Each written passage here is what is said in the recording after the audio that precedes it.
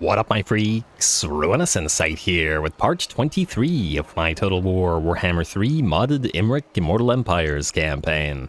So as we saw last time, that little jerk, Lethanar of Anagra decided to once again throw another wrench into our plans, declaring war for some bizarre reason on the Heralds of Ariel and forcing us once again into war with him just as we pieced out. Arathon promptly did execute Lethanar and his entire army, and it looks like this faction only has this one, let's say, 3/4 stack remaining, but nonetheless, it's the principle of the thing, not so much the difficulty of destroying these guys, or lack thereof. He'll be going down shortly, and I don't believe we can force vassalize him or force confederate him, or rather, so, oh well, not much we can do about it. Lethanar will be punished, and I guess we won't be seeing him until next time we play the High Elves, or until we play Lethanar himself. In terms of what we gotta do this time around, I believe we've got nearly a full turn to go, but that's not what matters. Last episode, I decided to take it to a vote, a little question posed to you guys as to whether we confederate Lothern or we confederate Avalorn first, as both of them have come available over this turn. The vote turned to Lothern and Tyrion for about, I want to say, 3/4 of the vote, so that's what we shall be doing. Now, our economy is currently at 27.4k. This is probably going to heavily impact it, but we do get some nice stuff for it, so we'll do it immediately. What brings you here? Right there.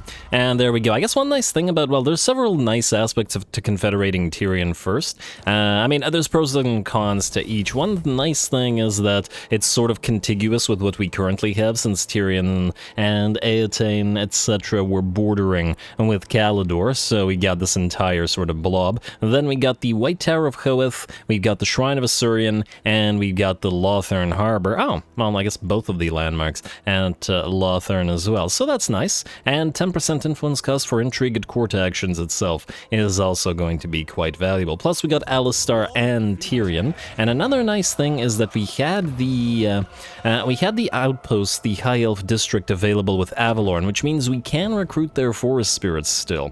And while we wait, let's say, to confederate to Lariel, we can probably get a few more forest spirits, depending on how many she has in her own army, etc., to get her a nice forest spirit army. Anyway, Unicorn Gate, Eataine, and okay, it's just those two provinces. Oh, but I think we can make it 3. Torfanu is the only thing that we're missing here. We just have to trade these guys something. We give them Tordranil.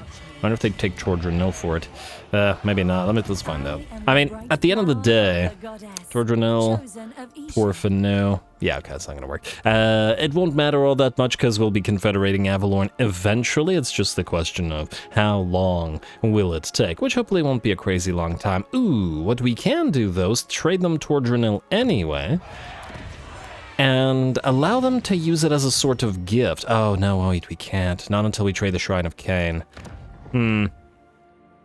I was just thinking to counteract the public order issue or confederation penalty by giving them more stuff. And yeah, we could do it via intrigue at court, but there's also other stuff, other uses for our influence. Anyway, I'm rambling a bit. That was our first little vote. It was just a half-day sort of short vote, so for those who missed it, there will be others, both in this campaign probably, and in other campaigns. Just want to try out and experiment with it at the current time. Anyway, rebuild the Lost Splendor is what we're going to do here. Angariel, you probably don't need the Watchtower, and Shrine of Asurion, you don't either. We'll keep the Elven Fairground. Silver Helms, and we'll obviously keep the Vintner. Oh, I guess we can upgrade these next turn once we have the reductions. What else do we have here? We have an Elven Forge, we have the basic Shrine of Asurion, though considering we have... well, we should probably still max it out here. I mean, Lothern's a great military hub because it's a special settlement and we can basically build every military structure there, so yeah.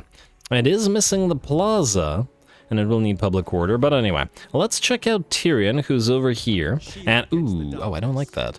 He's right beside Khazrak. What does he have in his army? Oh, he does have some exalted troops, a lot of basic archers, but the exalted variant of those is quite a bit stronger than the base. And what do we have on the exalted? Grave Wound, eh? on the Exalted High Elven Rangers. And a unit of Exalted Illyrian Reavers. Now, the Illyrian Reaver Exalted variant jumps up to Tier 3 and is significantly more powerful than the base version of Exalted, or base version of Illyrian Reavers. We have another one here. Nice. And no more Exalted units in Alistar's army, but we can join these armies into one and then hopefully make use of them. Just gotta make sure we don't get Khazrak killing off Tyrion. Alright, so what we'll do here is this. You, Larishian, are gonna grab this shipwreck real quick. Charting a course. Explore the island, and auto-resolve it. And I guess ransom the captives. We have no need for prisoners. I don't remember how many captives ransom turns you have remaining, so we might as well make use of it. And Great Eagle for Larishian, sure. I just got 8 turns. Then we're gonna pop you into March stance, and the two of you together. Wait, do you heal here? Now, oh, actually you do heal a little bit in the Great Ocean, but not in the shared territory. So go right here, Tyrion. We're gonna bring you back to the donut, and we'll use Larishian to escort you. We might actually even land here at Delicia and just take this. Just gotta make sure that Khazrak doesn't kill off Tyrion. Both of these armies are in march stand, so he could potentially still try, but he's not gonna succeed with this many Lothran Seaguard there. Actually, speaking of this army, let's get you loose, and let's get you favorable winds for the additional missile strength, I think. Which is the better buff? Movable force. We don't actually care about the weapon strength, so I think... Oh, wait. We only have the 2 Silver and Guard that would take advantage of this anyway, so yeah, definitely favorable wins is the pick here. Alright, good. And Tyrion doesn't need any levels. What Tyrion might need, however, is... Let's see. Okay, so first of all, Great Warrior. Upkeep reduction for Spears, Silver and Guard, Rangers, Archers, and Silver Helms. I wanted to have a Silver Helm army. A heavily silver-helmed up army, and it looks like Tyrion is the one who's going to get him. Now, what else does he have? Alright, so he has 2 lines, the Bloodline of Anarion and Majesty of Ulthuan, which we'll look at in a second. He's also got melee defense buffs for Gate Guard, and more melee attack for Silver Helms. Alright, so he likes Silver Helms, Gate Guard, Lothran Seaguard, and various exalted units. What is this? Corhandir's Descendants, Campaign Movement Range, Charge Bonus, which will help the Silver Helms out even further. I'm very happy about this because I was wondering where to put those Silver Helms. Majesty of Ulthuan gives us upkeep reduction for Exalted units, which will be not super significant because he doesn't have a lot of them. He does have Unifier, Diplomatic Relations plus 20 with High Elves, Control and Income from Buildings. Well, it's only in the local province, but Control plus 2 for all provinces. Global Recruitment Duration, Global Recruitment Capacity, Righteous Cause, Upkeep Reduction, -5 faction-wide. Ooh, yes. On the other hand, Bloodline of Anarion does have buffs for Exalted units, but once again, we don't have a lot of them. And then, obviously, the Bloodline of Anarion will be significant buffs to Tyrion. I'm actually thinking that we go for Unifier. Here's the thing, there's a lot of nice buffs that make him a strong fighter, but even without them, Tyrion will still be able to be a fighter on par with Imrik and with Erathond, so we don't really need all those buffs, and the faction-wide buffs will enable us to build more armies and such. And the plus 20 diplomatic relations with High Elves will counteract the Confederation penalty. So I'm convinced. Let's reset him immediately. Unlike Teclis, who's been waiting for that reset for ages. And we'll just replace him with some rando. Oh, we have somebody here. Flammable. Oh, there's a flammable fire mage. Oh, that's kind of interesting. Currently we have a flammable non-fire mage leading, but the high mage has a phoenix fire ability, so still I feel like it works. We'll use you for now, and I want to see if you had any items. Aha! You did. Okay, so that's a concern. And what I'm concerned about is we just got a bunch of units and possibly a bunch of lords and stuff who might have items that we don't know about. I'll have to deal with that. Anyway, Port Ellistor, delete that. We don't need the grove here at the White Tower of Hoeth. Collect the income, but we'll fix up the situation here. Let's see if there are any other lords. Some of them might be wounded due to Confed as well. Oh. No, these are 100. Oh, how do we tell the ones that are wounded? Okay, we have to look at which ones actually cost money and which ones do not. Aha! See, J address. I don't remember whether we got you before. Okay, we're gonna have to just wait like 3 turns and then resummon them all. And Wendelin, possibly also.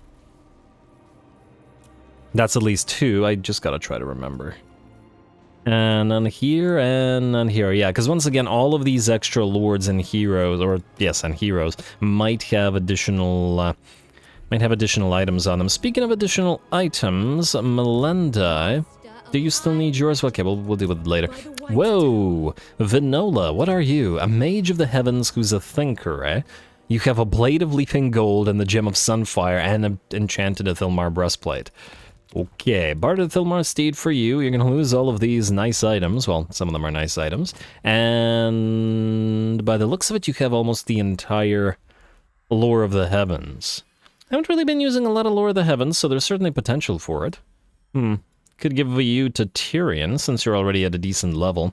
Might keep you around. Let's keep you here, though, without the items. And then Alistar, you have the Reaver Bow. It's a waste. And we're going to take that off, yeah? But you're obviously going to keep your lion pelt.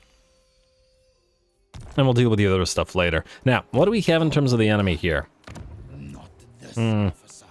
Might be a little bit too much for you to attack immediately. Sit in Karond Kar for now, where they can't attack. We'll also demolish this, but wait. This is the white line building. Wait, do we have a tier 3? Ooh, we can immediately build white lines for Alistar. But the question is, does he need a reset as well? He has Master Strategist, which buffs up white lines. Militia Master and Bowmaster are probably not going to be useful for him. And it does look like we're going to have 2 white line armies. We're just going to have to figure out a way to make them a little bit different from each other. Not crazy different, since, well, that's the way that we've decided to make it. Plus, since, you know, it took us a little bit of a while to get to the white lines, it also makes sense to get a little bit of extra playtime for them. And yeah, you buff them up to crazy degrees. Alright, you sit here for now. Oh, do you have any recruitment reduction? You do, damn. We should use you to recruit them. We should also reset you, but we can... Okay, wait. Can we leave Karond Kar? I mean, I guess we don't have to do it this turn. I don't think we can leave until you get there. Alright, so what we'll do is we'll send Melendai to Lothern. Then next turn we'll swap Alistar's army out with Melendai. And then have him recruit stuff at Lothern while Tyrion is on the way. Alright, now, just to take a quick look at the rest of the donut, just in case there's other stuff that we confederated. I don't think that there is.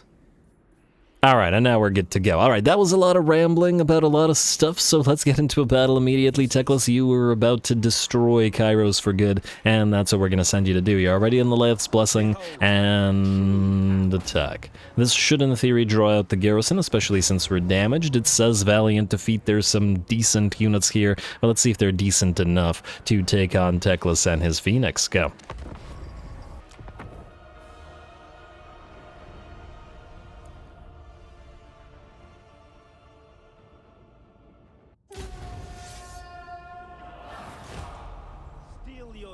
My kin, we must cut them down for Lilith, for the Phoenix throne, for Alt-One!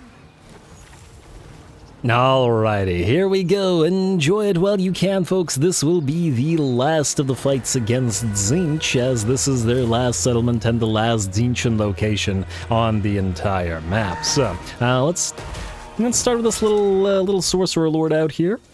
I'm gonna send Teclis and the Phoenix at him, and very, very slowly bringing up the rear will be our Lore Master, who does have that Forbidden Rod on him and is popping that off to try to get a little bit more mana for Teclis before the main stack should arrive. Teclis, unfortunately, blocking off the Omen of Asuryan here, so we're gonna manually order it to go around and attack the enemy. I once again do really wish that they would fix the behavior of individual units like this, because there's a massive issue with units just standing there and not sort of attacking in concert when they're surrounding a single unit, especially when it's a single unit. When it's a blob of a bunch of units fighting together, I can see units getting in each other's way, but like this, units should automatically attempt to hit the enemy from various angles. Anyway, speaking of hitting the enemy, a couple more hits and this enemy Sorcerer Lord will be brought down, and gets knocked out, I believe, by the Omen of Asuryan as well. And it was so annoyed from all that blocking that they that they did that it was now able to get the kill. Out here, the enemy reinforcements have arrived, a fairly big stack with a solid amount of defenders, lots of Chaos Knights, I want to say 3 or 4 of them, plus Doom Knights as well, and we have 1 unit of Flamers. Do we have an Exalted Flamer? Yeah, we have an Exalted Flamer back there as well. Bunch of Pink Horrors, an Enemy Lord, and a Cultist as well. And a decent amount of stuff. Anyway, looks like Teclis and the Omen of Assyrian will once again begin their aerial ballet as they fight the Knights of, or the Doom Knights rather, getting that first of our bound invocations or fiery convocations out. And fire is not complete without lightning, so we got some lightning coming down on the Pink Horrors. Meantime, the enemy Chaos Knights are streaming towards our units, while the Illyrian Reavers, rather, continue annoying the enemy. Not the Knights, however, but specifically targeting those Flamers. And doing a fairly decent job at it, as these guys have lost about half their HP. The anti-large arrows on those Illyrian Reavers certainly dish out decent damage. It does seem that for a skirmisher cav, the anti-large types of skirmisher calves seem to do quite a bit better, seem to be quite a bit more useful, I should say, than anti-infantry types of skirmisher cav. Especially because skirmisher cav has this tendency to have this sort of a weird super accuracy thing where the entire blob has a tendency to attack a single unit. As we saw, especially in the Kislev campaign with those Kossovite horse archers. Like 120 guys come after them, and then all your 80 guys all somehow magically end up shooting the one. It doesn't even make sense for why they would be so accurate to one unit. How would they even call out which guy that they would all be targeting? A very strange aspect to skirmisher cav sometimes. Not entirely sure whether the Illyrian archers have this issue, but either way, they have managed to knock out that enemy unit of Flamers. Now we've got the Chaos Knights looking to flank us, and considering Teclis' extremely limited temporary army only has 2 spears, we won't be able to do much about them. Well, at the very least, our army won't. Teclis, however, moves in, drops the net of Amantok on both of the enemy units of Chaos Knights, and then gives them some lightning for their trouble. There we go, casting a chain lightning upon them, and just like fire is incomplete with lightning, lightning is incomplete without fire, and we send a fireball down their way before coming down with the Flame of Assyrian, or the Omen of Assyrian, and with Teclis as well, plus focusing the enemy knights down with as many range units as we can. Out here, looks like another Chaos Knight's going to charge forth, and we're going to use our Lore Master to meet them. And by the looks of it, they will indeed get stopped by the single Lore Master. We've seen him knock out enemy Chaos Knights before, so hopefully he can deal with these guys, or at least hold them in place for our archers to dish out damage. Spirit Leech should help him out, but we do have to break that darn barrier down first. So far, not a lot of enemies have managed to reach our main line. It does look like a unit of Doom Knights, or the unit of Doom Knights that was sent routing by Teclis, does manage to move forth, but takes so much damage to range fire that they begin wavering and will break again rather quickly. Forsaken do make it in, but one of our limited 2 units of spears do block them off and allow our range units to dish out damage to them. And I believe that was the last Doom Knight falling out of the sky as well, right into the flames from the enemy Exalted Flamer. That said, we can't have that Exalted Flamer firing anymore, so we send the Omen of Assyrian towards it to keep it distracted.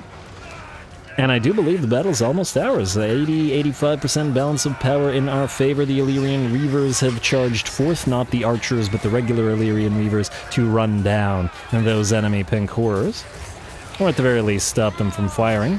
And though we came into this battle rather heavily damaged, it looks like we'll be able to pull it off just fine. And another net of Amantok completely countering the Chaos Knights in this particular battle. Very, very nice. Alright, and our Lore Master did manage to get 4 kills on them and 4.4k damage while holding them off and preventing them from hitting our archers. And we should be able to catch and destroy pretty much the entire enemy army, or at the very least, very close to it. And with that, we bid farewell to the Oracles of Tzeentch.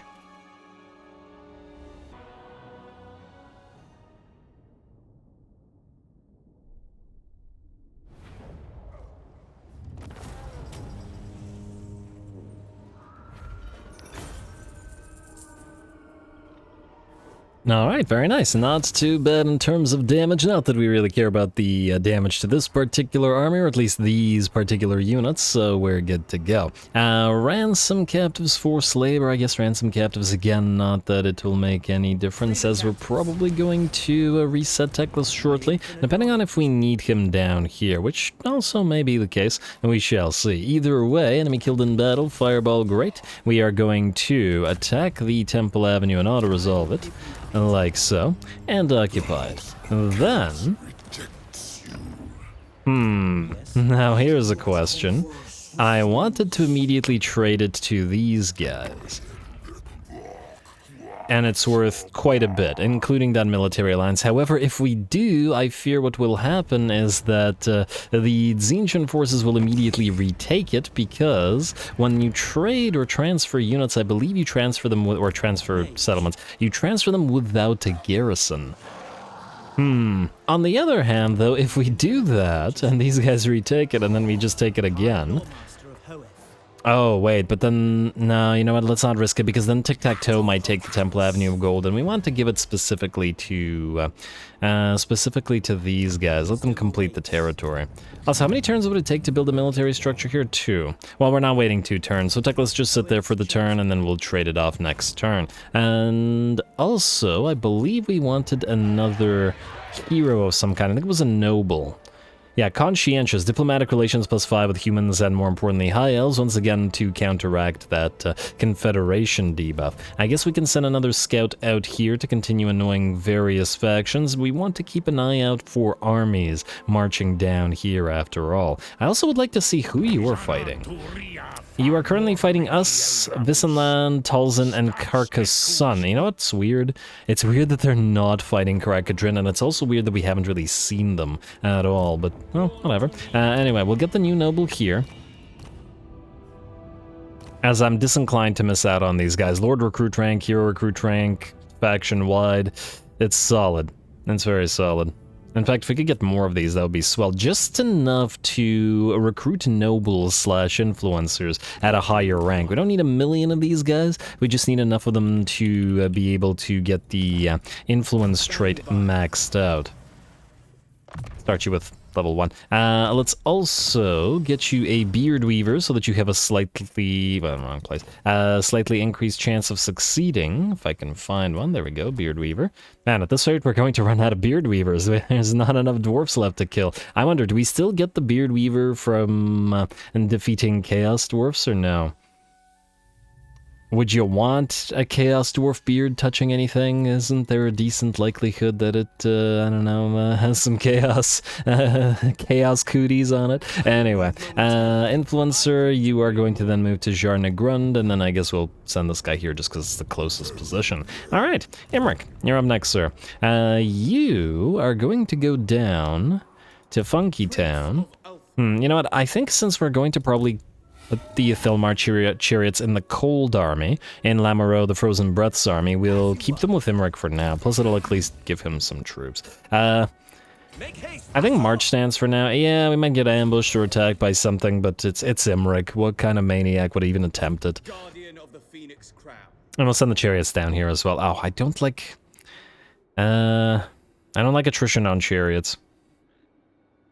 I think you're gonna have to take the slow way. Alright, go to Dragonhorn Mines. The problem with attrition on chariots is rather than losing, you know, like one rider or 2 riders, it'll lose a full chariot, which is immediately like a quarter of the strength of a unit, which is quite a bit more, let's say. Anyway, Phaedian, you are going to the Empire partly by virtue of proximity and partly by virtue of the fact that there's a lot of stuff that we could potentially fight up here. Oh, there's these guys. Ooh, Altdorf has fallen. Archaon is there. I still find it a little bit weird that he can't build a dark fortress at Altdorf, but whatever.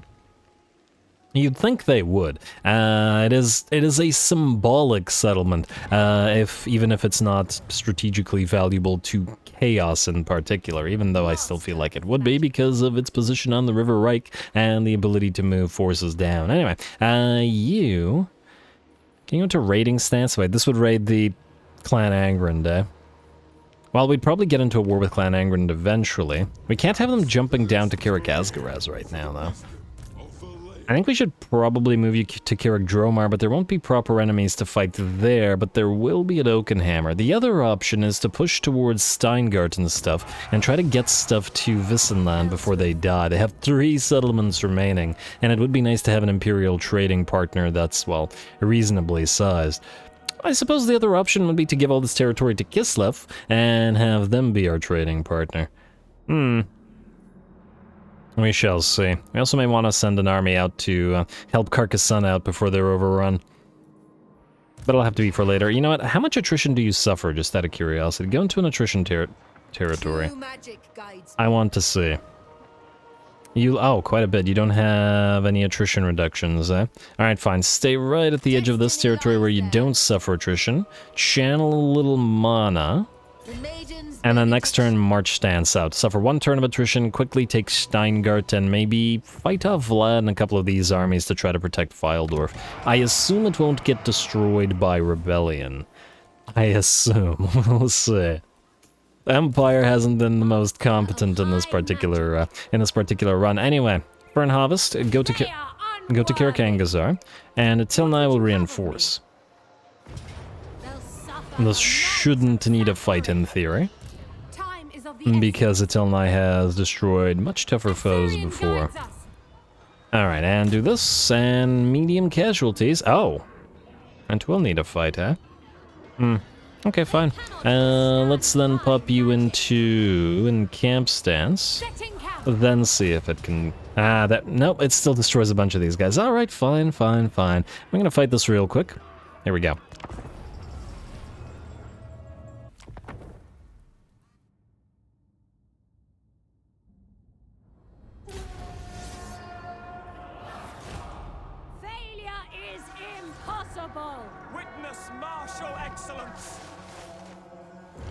Alright, for once I'm inclined to agree, failure is pretty impossible here, or at the very least once Tilnai's army comes on, and we got plenty of Lothran Seaguard there, which would be able to clear out this enemy settlement, and just fine. Of course, Recruiter Fernharvest, this little tiny army, would need a little bit more work, especially since I don't believe Fernharvest has much in the way of spells other than Flock of Doom, and probably not a lot of mana either. Plus, these limited numbers of Lothran Seaguard are damaged. However, the enemy doesn't seem to want to sally out and charge them. Well, this is probably the best opportunity they'd have to actually kill off these guys. There's only 5 of them, they're all at half HP, and they've still got like 20 seconds until the rest of our army moves on in. But alas, and the Boar Boys don't want to even attempt the charge. Tremendously foolish, and back and away they go. Alrighty, well with that, I do believe Tilnai is now on the field and will be able to be... well, it's gonna take a while until we group everybody up, but once they are, there will be no chance for the enemy to do much of anything. And, no, okay, I thought for a second that these squigs would charge on in, but apparently not, and Tilnai will bring down the enemy tower, which has gotten at least some kills. Some of the Lothran Seaguard have lost units like this one, losing about half of the HP they started with, so a good job to them. Alright, the rest of our Seaguard have moved in, and we got some Gate Guard here as well, shieldless, but you gotta love these guys for buffing everybody else up. Between the addition of the Gate Guard and the hawkish precision offered to these guys, the Lothran Seaguard, even with shields, are hitting pretty darn hard. Let's see, this is a non-shielded variant who are up to 62 missile strength. That was pretty solid. Alright.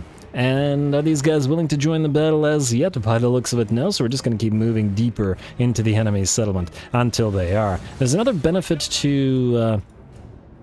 using the Illyrian Reaver archers, and that is that they can fire in all directions. So even though they're facing this way and somewhat firing in this direction, they can also fire to their sides at any enemies that are over on this side as well. So what are you gonna do? You best be charging forth or you won't accomplish much. And by the looks of it, they are still attempting to run away. Granted, I'm sure the vision of a star dragon hovering overhead and the thousands of Lothran Seaguard are not something the orcs want to play around with, especially considering what this army has done to Wurzag's faction in general. But nonetheless, it's not like they have much choice in the matter. They'll get destroyed if they don't try. And they're still just milling around, still trying to back away. But the squigs will move in and be forced into rampage, thereby actually being forced into battle and charging into the Lothern Sea Guard with shields. Of course, this is not one of Atilnai's Sea Guards, we don't care that much about them. But it'll be a little bit of work for the Star Dragon from the, Atilnai's Star Dragon from the reinforcing army. And these guys should really take the opportunity to charge on in while we're distracted as well, though the ones that are milling around are going to continue taking shots from those Illyrian Reaver archers. In fact, it might be beneficial for us to line up over here and just fire across the bridge if they want to play like this.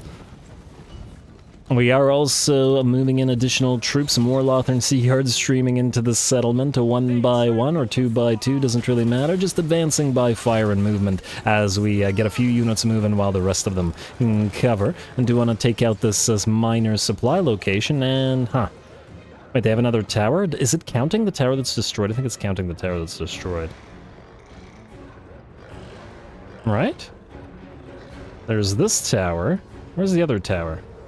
Yeah, I don't really know. I don't know, and it doesn't matter because I don't see another tower firing at us at the current time. I'm gonna annoy the enemy a little bit more. If they want to mill around, they can mill around or stand still for the rain of searing doom,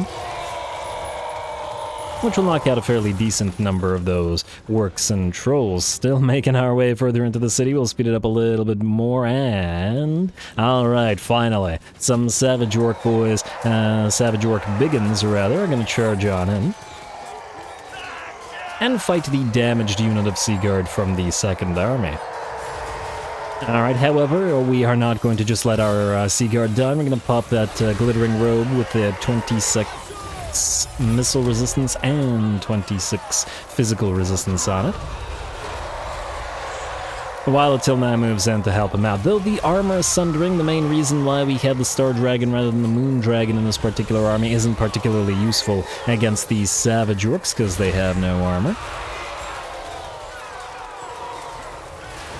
But nonetheless, I suppose it'll help out against the trolls. These stone trolls, those are just regular trolls. Losing 30 of their armor is almost half of it. So, pretty darn solid. These guys keep on attempting to fight, but the Illyrian Reavers are helping out, and as promised, we do move a few more Lothern Sea Guard out here to fire across the bridge.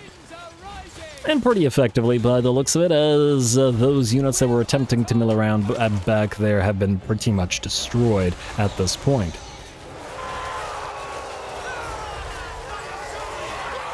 Alright, and one thing you gotta love about the Lothern Sea Guard with their hybrid nature is that as soon as a melee unit breaks, the Lothern Sea Guard put down their spears, take up their bows, and fire right into their backs as well, which is very, very nice. Alright, and it does look like we're getting a little bit of a shootout going as a unit of Savage Orc Arrow Boys are firing into the Sea Guard. Though how effectively remains to be seen, especially with Atilnai heading towards them. I do believe she should have a Reaver Bow, or whatever that ability is called up. And that does fairly decent damage as well, dropping those Savage Orc boys, Arrow Boys rather, down to about half HP. Squigs are back and get a nice charge into our units as they were not braced, and were attempting to change their position until Nye gets a Star Dragon Breath into a reinforcing unit of Savage Orcs who lose about half of their HP from full as well. Very nice, and it looks like the Savage Orc Biggins and the Squigs that attempted to charge or rallied and charge us will rout, and with that the rest of the enemy army will shatter, and the battle will be ours. Alright, quick little easy fight, but that was always expected to be so, and at least this way we don't have to suffer unnecessary casualties and can move the other armies still.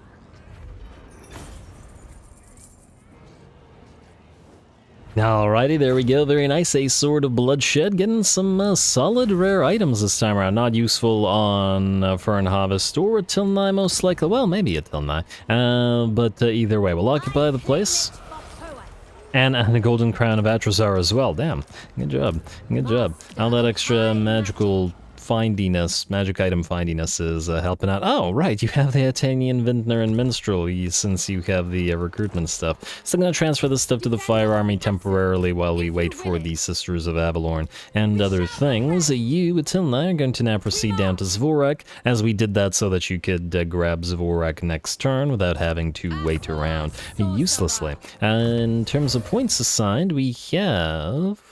I think we have all the stuff that you need for your army, yes? You do have Horsemaster, right? Oh, you're missing Bowmaster, which we only had 1 point in. You have Horsemaster / Cavalry Master, and now that's it. I guess we could get Elven Healing and Lightning Strike, but we'll go through Volley of High Arrows and the general range buff for the princesses first. Yeah, even though it's vastly inferior to the melee variant, the Prince buffs, mostly because the range attacks are terrible, and, oh, at least this one has a little bit of extra ammunition. At least we get Blade Master, but we don't have Blade Shield, which is the important one. I wish one were to replace the other, but oh well. Not a big deal. What about you two? You have Hawkish Precision, which is what we wanted in here. You have Replenished Troops, so we probably want to move to Retinue Physicians, so we'll get Retinue Quartermaster. Oh, you guys have Retinue Quartermaster. The Attrition Reduction, which is what we've been looking for in a few places. Interesting. What? Favored of Isha gives control +1 for all provinces? Excuse me? Wait, is this... Wait, okay, first of all, get this. Wait, I need to see if... Who has another Sister of Avalorn? That's news to me. Oh my lord, every single Sister of Avalorn has a +1 control to all provinces? That's insanity, that's pure insanity. I should have rushed Sisters of Avalorn. I didn't know that they had that. Wow, okay. Okay, we're gonna need to start leveling these guys. Well, at least we get one, but damn, I can't believe it has an all provinces control buff. That's fantastic. Alright, damn, the heroes, the ability to buff the entire faction available to High Elf heroes is really nice. I really like that. It really helps with the sort of empire building. Anyway, do we want Shrine of Speed of Assyrian rather, Ward of Loek, Ward of Hoeth?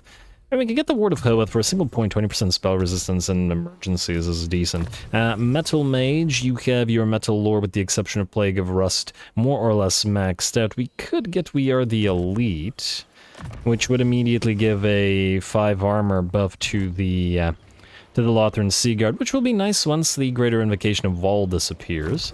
Or we could start going through this tree, and into High Magic, Assyrian's Grace, etc. Miscast base chance reduction, cooldown reduction, well, for the Searing Doom spam. And Potent is Winds of Magic +2 per turn, which you don't need right now. What we do need more of is actually Winds of Magic power capacity, which we do get out of this stuff, or at least some of this stuff. And ooh, yeah, you know what? Let's go for White Tower Sage because of the additional spell resistance. Miscasting means damage to self, and that can mitigate that to some degree. Arathond, you're up next, sir. I believe you were going for the monoliths, so go after Grimziel first, which was the remnants of the army that was outside of Slaver's Point. And you're gonna run, but that's okay. Wait, or is it? Yeah, okay, it is okay. Because you will die once we attack the monoliths. Like so. And that one looks auto-resolvable to me. And not a lot of damage. Beautiful, occupy. Now, it's not really the monoliths that we wanted. The monoliths we can trade to the Wood Elves. What we really want is the Black Forests, because we could potentially trade the Black Forests to these guys for the Shrine of Cain, which is why we can't trade Tordranil until we're ready. Alright. Now let's keep on going. Belharathor. You are damaged, but, well, I guess you can't reach Harganeth anyway, so we'll swap you into encamp stance, put you right here to the edge of this territory, hopefully heal up enough then to attack Harganeth next turn. Tech Thieves and stuff, I believe I moved between the episodes. Gwyndian and co, you cannot reach Occam's Forever Maze, so you will just go right up to it. Let's see if it's defended or not. Looks like... Oh, Volvatrix. Is built up and... Oh, they have a Demonic Locus here, a garrison building. Heart Seekers, Keeper of Secrets, Soul Grinder. Yeah, you guys aren't taking that. Not with just this army. At least I don't think so. You don't have magics. If you had a mage, maybe, but like this you'd probably get overrun. I think we're gonna need Teclis to deal with it for you. Alright, Teclis. I guess you'll be going down there. Hopefully not for too long, because I still want you to have the Swordmaster army. Architect Denna, do you need to move? I did the buildings between episodes, so no. Morella, you're still guarding Karond Kar. Alistar, you're stuck for a turn. Arandir... Oh, right, these three. I like how they're just like standing here, just looking at each other. They're just part of the environment. Probably put them somewhere. These are the three growers. I'm not entirely sure which army to put them in, though. We could just sort of temporarily swap them into the fire army or the cold army. I mean, I guess it'll be next turn because they can't move right now anyway, so... We should probably put them somewhere just to keep them leveling. Plus, I mean, there will be use to them. They're still decent, as we saw with, and in fighting, I mean, as we saw with Teclis's guy. Anyway, do we need to do anything here? I think we did most of the stuff. I don't want to get rid of any of these buildings, because we got White Lion potentially training here. Shadow Warriors and stuff, that's fine. It won't be needed here, but we might need to build some of the stuff specifically for Mr. Tyrion, so we'll wait on that. We can keep the Gate Guard garrison, but now no longer need the War Hall at Torsathai, since we have one here. Granted, probably temporarily, but we need growth at Falls Anvil, so we'll prioritize that instead. Do we have a Gate Guard garrison here? No. So I guess if we want to build a Gate Guard, we'll have to hold on to this, at least for now. Alright, and the rest of that, I believe, looks good, at the very least with the transforming. The territories...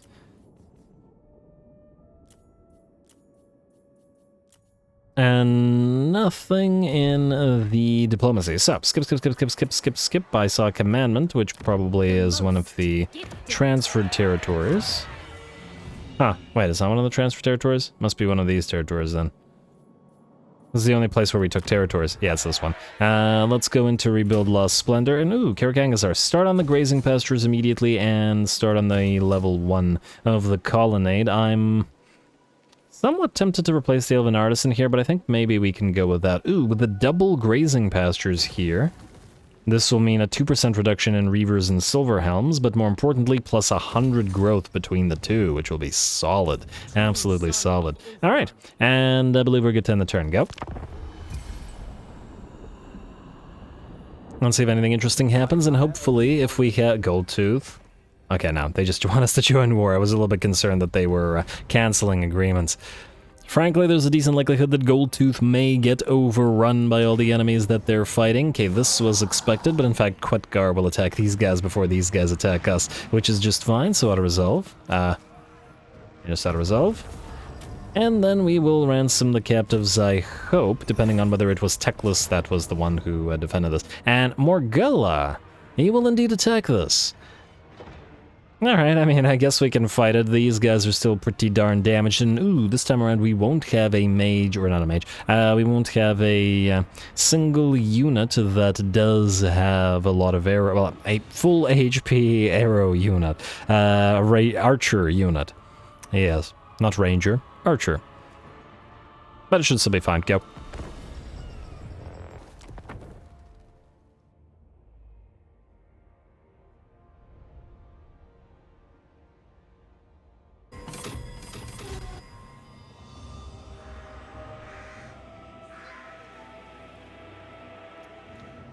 Defenses will hold. Alright, I certainly hope so, random Lothran Seaguard. Here we go. Let's see if those defenses hold. These little battles are... Well, you know what? I kind of like them. I kind of like these weird little battles. With the... ooh, that's a very nice view, though. Damn. Look at all that lovely lighting. Although this must be really irritating for the enemy to fire with the sun in their eyes. But that's their problem, and not so much a pain for our units in their towers. Anyway, as I was saying, I like these little fights against the enemy armies that are coming in to try to annoy us with their near full stack against our heavily damaged units. If nothing else, it's very rare in this campaign so far to get sieges. In fact, we've barely gotten any sieges at all, or at the very least barely gotten any defensive sieges, partly due to decent positioning on our part and partly due to the AI and being generally a coward. So it's nice to occasionally see these in the enemy attempt to take the walls where we can get it, even if our units are heavily damaged while they do. Nonetheless, it would still be nice if our units were to recover. I'd like to see a proper siege with a proper full stack within the defending settlement, but oh well. Anyway, enemies are going to move on in. We're going to annoy them with a nice soul quench. Don't get too much mileage out of these, generally speaking, but on the occasion, especially when nicely lined up parallel to the enemy unit's formation like this. There we go. Very, very nice. That is going to decimate. Look at that. Nearly half of the HP taken off from the unit of Bleak Swords from this single, relatively cheap magic missile. If you can line it up, it'll certainly still do decent work. And we're going to follow it up by using our mage to charge on in on her chariot and dish out further damage to the enemy. Beautiful. They're going to pop that aspect of the Dread Knight to attempt to keep that unit of Bleak Swords from routing, but too little, too late. Their souls have been quenched, but our thirst for blood has not. The enemy units continue to move forward, but the damaged units of archers and the towers alike continue to gun/arrow them down. And I fear that the enemy will not be able to reach the walls, at the very least over on this side of the map. We're going to continue using Morella to annoy the enemy and keep on charging them with the chariot. They did not deploy any Doomfire Warlocks or really anything that can threaten her chariot out here, so she's just going to keep getting nice charges into them and getting the occasional soul quench off.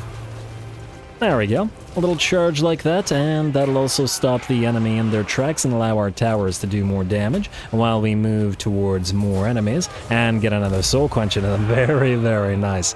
I don't think I've ever, in all my thousands of hours in playing Total Warhammer, I don't think I've gotten this much mileage out of soul quench before. We did get a few other battles where we used Soul Quench a bunch of times in this particular campaign, so yeah, it's been a somewhat Soul Quench heavy campaign. Which doesn't mean that it actually has been a Soul Quench heavy campaign, just relatively speaking. Anyway, enemies continue to try to make their way towards us while firing into the sun above. But you gotta admit, the Dark Elven cities look pretty fantastic, especially with the sunset, sunrise, whatever behind them. I think that's a sunset. Because of the contrast, I actually think they look quite a bit better than the High Elven cities with their sort of white marble sort of look, and generally speaking, they're a little bit boring. Granted, the Dark Elven cities are a little bit edgy, very much literally so, because they got spikes all over the place, but I like their aesthetics. Anyway. Still, nobody's gonna beat the vampire count stuff. Let's see, gatehouse that the Doomfire Warlocks are getting through. Yeah, there's no way they're getting through that. It's an SFO gate, and it just takes way too long. Looks like the enemy sorceress did manage to outmaneuver our chariot there, and has actually managed to climb the wall, but she's stuck where the limited numbers of White Lions and Swords Masters should be able to bring her down with relative ease/quickness. And she's going to attempt to run away from them, while, by the looks of it, the entirety of the force over on this side has been destroyed. Just these guys left now, though they have been managing to kill off some of our units by virtue of, by the looks of it, these shades. I think they're the ones doing all the work. Bringing down some Glade Guard and some Lothern Sea Guard, but it hardly matters. And by the looks of it, that actually did open up a little bit of leeway for some Dark Shards to attempt to climb the walls. What the enemy thinks they're going to achieve with that, I'm not entirely sure, especially as we can simply send a noble in to deal with them. I do indeed believe the enemy lord has died somewhere, and with the death of the enemy lord and the Dark Shards knowing that they will be able to achieve nothing, I see they still haven't fixed the texture issue with the ladders. With that, the enemy army will shatter, and the battle will be ours. Perhaps I should have had the towers over on this side focus down that unit of shades, but while I did so a couple of times while playing it, the shades would fire and then disappear, and then fire and then disappear due to their stalking, and the problem with that was it allowed them to essentially reset the firing solution on the towers every time. Anyway, either way, we did just fine. The enemy army fails, and we're good to defend it again if need be.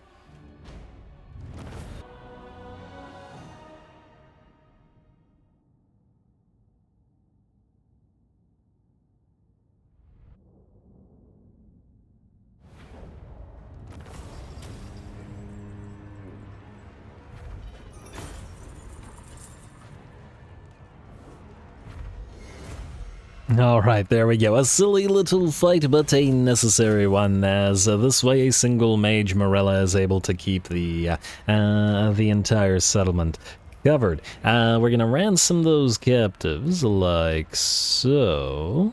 Huh. Actually curious about something. Okay, we'll see later. Was wondering what the revival of the units would look like, as in whether they would revive at full HP after a set number of turns or not. Luther Harkin wants peace. That's obviously not going to happen. We're trying to keep it friendly with all the lizards in Lustria.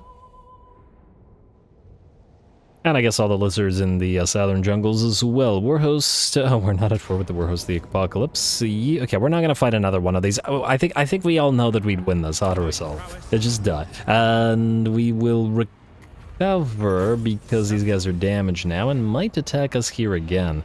Are you gonna just sit here and raid? Okay, we're gonna build a little army then. Oh, would you look at that? Khazrak will actually attack us. Okay, I wasn't expecting that, but I'm pleasantly surprised. A little bit sad that I reset Tyrion now, as he could have gotten Khazrak's defeat trait. Oh, well, but how are we to know? I really didn't expect him to attack with this army here. Just when you expect the AI to be absolutely cowardly about it, it decides not to be cowardly for once. Go figure. But we'll certainly fight it. It's a full stack, it's got a giant, it's got Khazrak with the Nemesis crown, so in fact I think that the auto-resolve is taking it lightly. Go.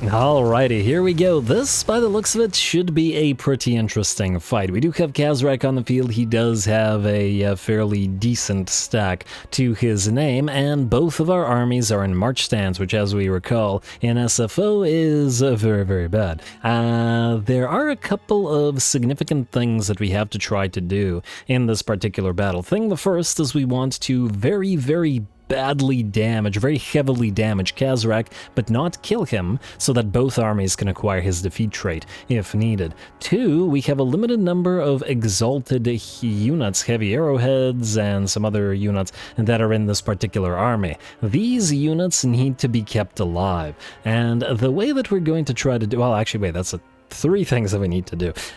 These guys need to be kept alive and not destroyed because we can't recruit anymore since they were brought over with Tyrion.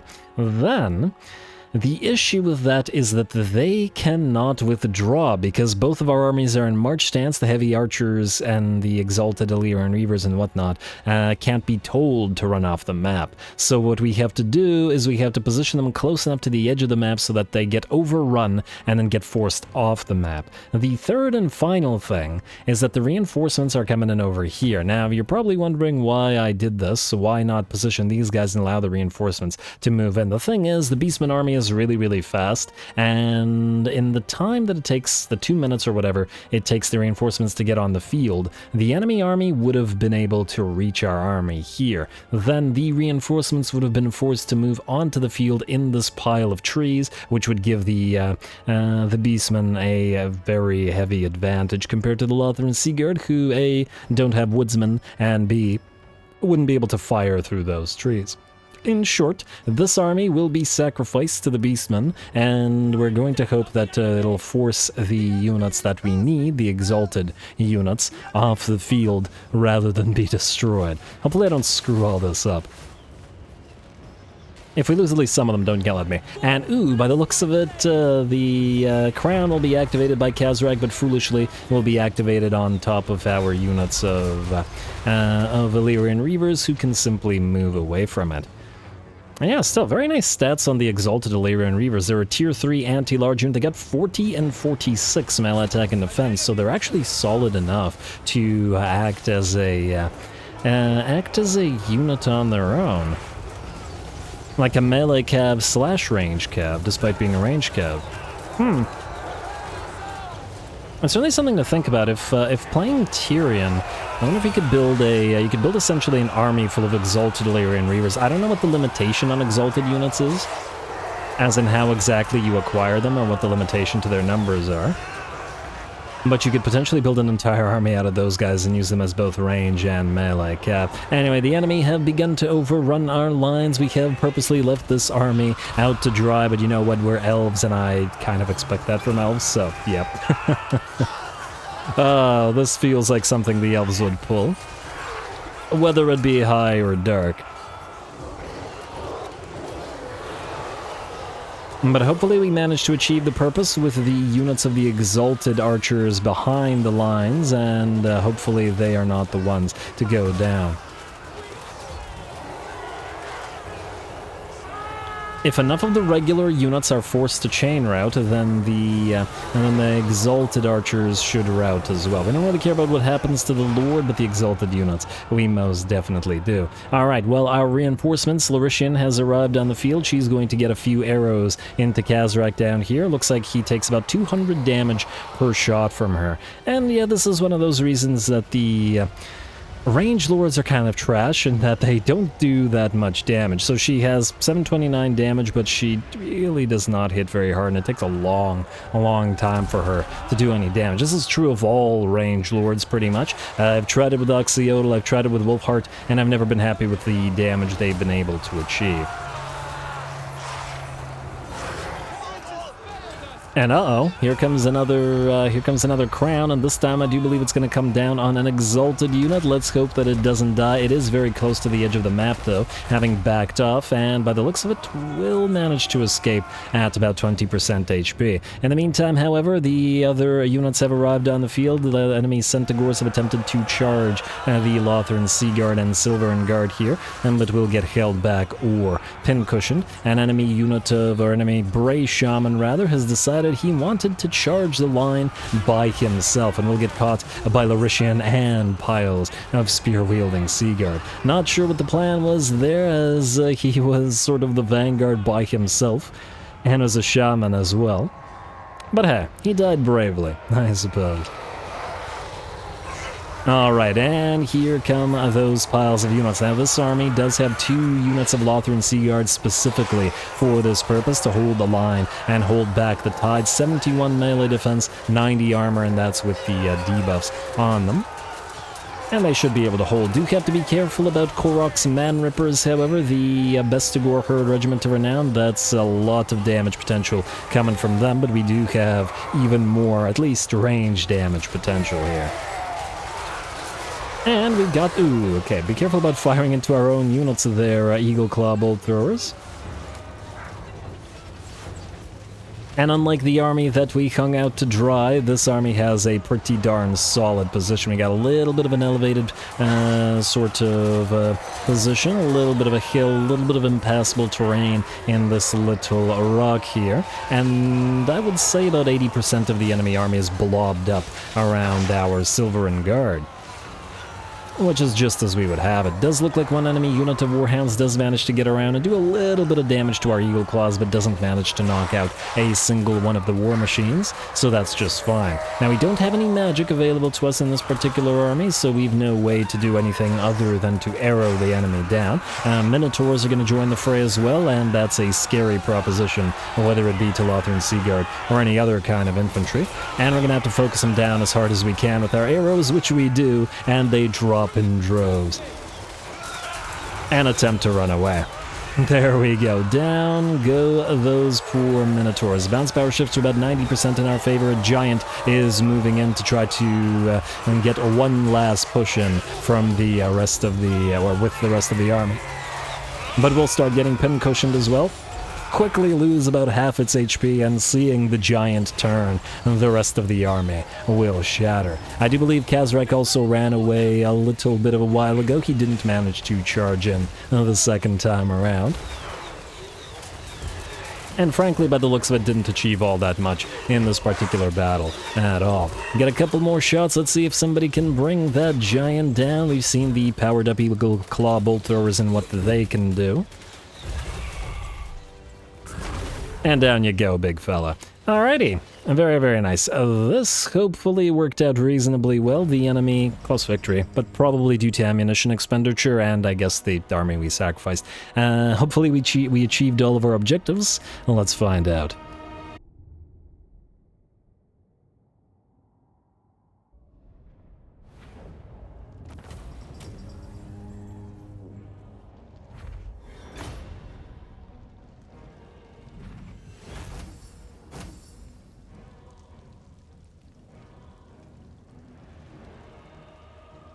Alrighty, there we go. Hey, we got a Scroll of Stone. That's the Assault of Stone thing. Free bombardment spell. Certainly a nice thing to have. Anyway, we did have to sacrifice a few of our units in this army, but we achieved our goal, which was keeping all of the exalted units, which we can't get any more of, alive. And these guys can be a part of Tyrion's army going forward.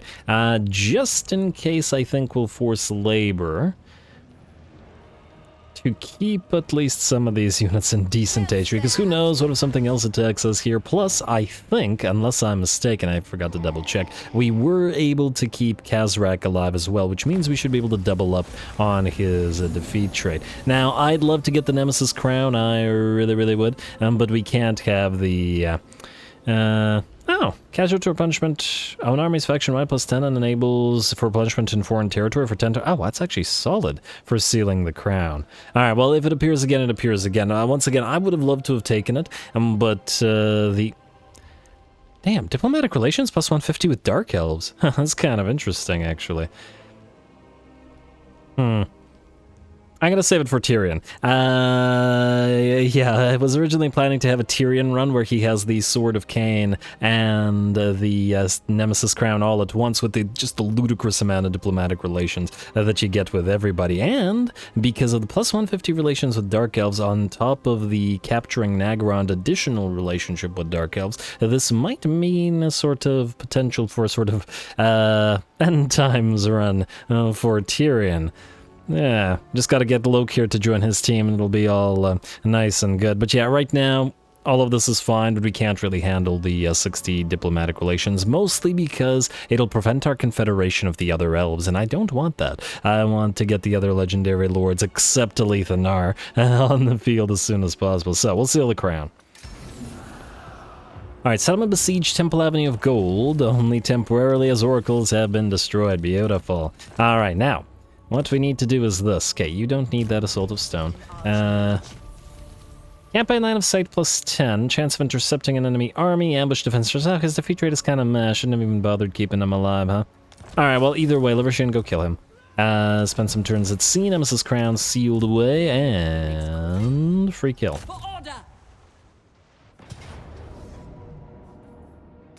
Sure, Ranger's standard. Auto-resolve this. Hopefully it shouldn't be too much damage. Nope, basically no damage at all. And another Feloriath's Robe. Man, we keep getting these.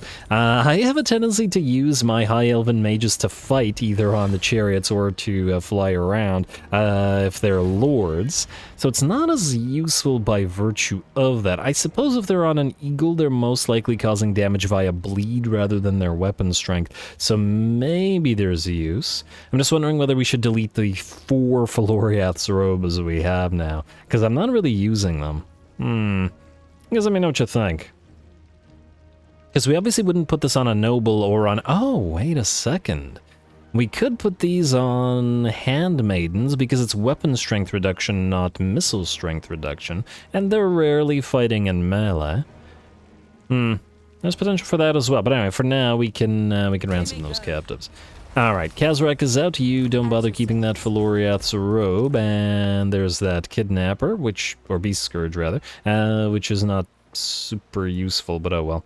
I suppose the campaign line of sight X2 on all characters faction-wide is basically 20% extra on everybody, which ain't the worst thing in the world. If it could, oh, damn, Throg's come a-callin'. Morella, I don't think you're gonna hold. Oh.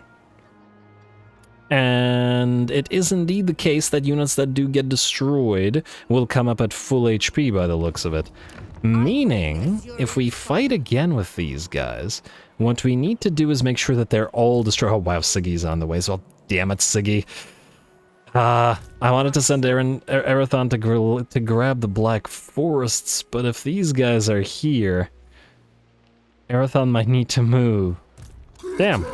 I did say the walls are closing in, and the AI is certainly showing that to be the case, but it does mean for some interesting times. Leaf Golbranson. You got a solid stack as well. Larishian? She can't reach you. Okay, damn. Alright, so we need to get you back to Tyrion in the next couple of turns. I guess we can keep you both moving down this way. We could also risk sending Larishian this way, so that she reinforces up here. She could certainly hold Karond Kar and help out with all of this nonsense. But the problem with that is Throggy and Siggy would still reach Karond Kar before we got there. Is there anybody that can attack this little army? I really wish we could disband somehow the exalted units, but they need an escort. I mean, I guess we could send them the long way around and get them to Tyrion afterwards. Just have them travel with Larishian for now. Maybe that's the way to do it. Alright, I think that's the way we'll do it because there's just too many armies up there. So you're gonna go up here, you're gonna go... Ooh, you're going too far. Go here. In theory. There we go, you're both good. Are you... And then just stay beside each other. If we put them into the Great Ocean, they'll heal, but unfortunately Wendrina is not there, so we'll have to wait until next turn. Alright, this we will deal with later. What I wanted to deal with right now was getting Teclis out of here and moving him southward towards the towards these guys. Flesh Spine. Hey, what happened to Volvatrix? Let's move you down here.